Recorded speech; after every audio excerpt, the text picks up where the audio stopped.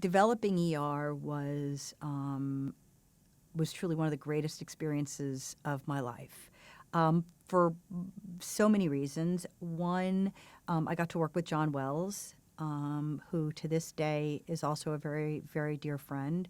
I have tremendous respect for John. John had been a theater major at Carnegie Mellon.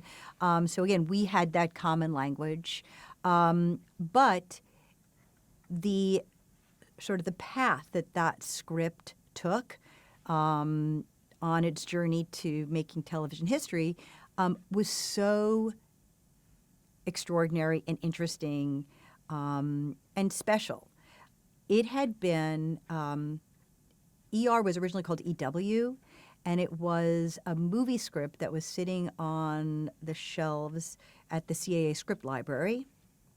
And Tony Krantz, who was an agent at CAA in the day, found this script. It was written by Michael Crichton and based on his experiences doing his residency. And EW for emergency ward as opposed to what we turned into, which was ER. Not too many people knew what EW was, but you know what an ER is. And Tony Krantz gave the script at the time to Tony Thermopoulos, who was working at Amblin, also gave the script to John Wells, who was a client of CAA at the time, and packaged it. So John Wells and at that time Steven Spielberg with Tony Thermopoulos started working on the script. And the process was pretty challenging because it was condensing a 2-hour movie script that had, if I'm not mistaken, somewhere about 180 speaking parts. Because never before had we read a script that was really about, that had such specificity and was about a very specific place and was less about the cases that came in and more about the doctors and the lives of the doctors. So John was, gradually paring down the size, condensing roles, and I worked with him on that process. He was very generous and was a great partner, and so we were working on the script together. And one of the really exciting parts was Rod Holcomb, who John had worked with, came on board as the director. And at the time, George Clooney had been under contract to Warner Brothers. Leslie had kept him there for a number of years. He had done a number of pilots that did not get picked up. He'd been on Sisters. But I first met George when I was at Triad. So John Kimball represented him for a while. And so I met George initially at John's office before I actually even came to Lorimar and then Warner Brothers. And George was looking to do another pilot that year. As I said, Leslie kept him under contract for years and years. And he read the script, and he really loved it. And but there was another project that NBC had in development, something called Golden Gate, that was written by a writing team of Johnson and Pavone. And NBC wanted George to do Golden Gate desperately. And they said, we'll green light the pilot if George does it. And I'll never forget, there were some rumblings that, ER wasn't going to get picked up, it wasn't going to get shot, something was, things weren't going. And I don't know where that was coming from, because the pilot, we always figured the pilot would get picked up. We always knew that, it was a terrific script. I mean, John Wells was doing an amazing job. So it had all the earmarks of something that was going to definitely go to pilot. So I remember George came into my office at Warner Brothers. He's like, "What should I do? Should I?"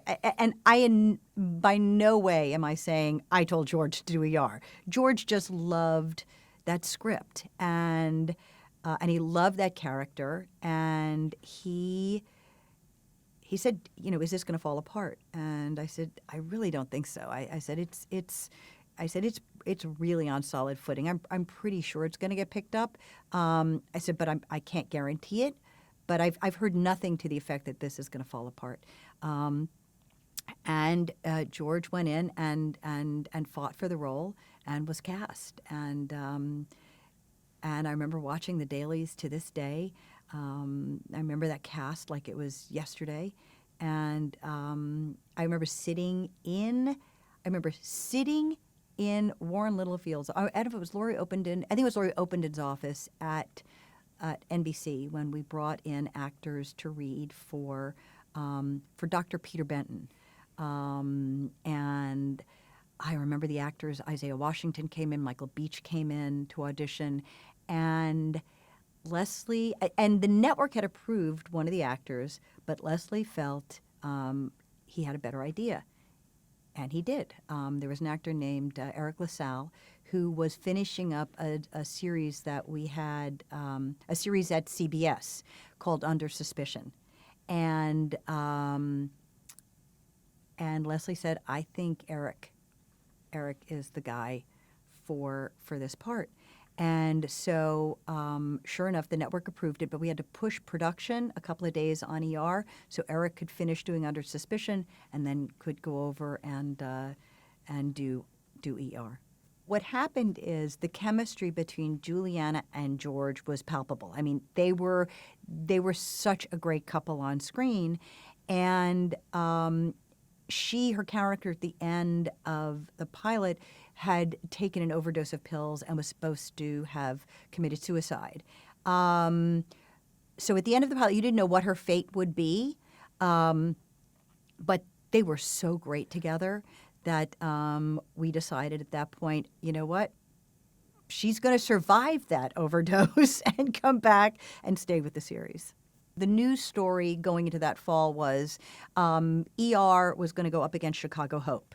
So Chicago Hope was obviously at CBS, was David Kelly's show, and that all during development, all during pilot production, Chicago Hope was projected to be the breakout hit. ER was a little bit of a sleeper. It really wasn't on anybody's radar, but they went head to head. So it was Chicago Hope, I believe, that moved. ER stayed on Thursday night, but was interesting that during the pilot testing process, NBC was very nervous. I think they weren't quite sure what the future of that show would be. And pilots are generally subjected to a pretty rigorous testing process. So the studios we did a test for ER that was, to this day, one of the best tests of any pilot I've ever seen. There's a graph and a curve. Well, what happened is the graph shot straight up to, I believe, the 90th percentile, and then stayed at the 90th percentile the entire time. So when the studio delivered the pilot to NBC, they couldn't believe the testing results. So they did a test, which normally they do, a network would. They didn't believe that test either. So they asked for another test. So I had to keep going to these tests because NBC couldn't believe how high the pilot was testing. But ultimately, when the two shows were scheduled opposite each other, everybody was betting on Chicago Hope, and then they moved Chicago Hope up. So I'm pretty sure ER stayed on Thursday night.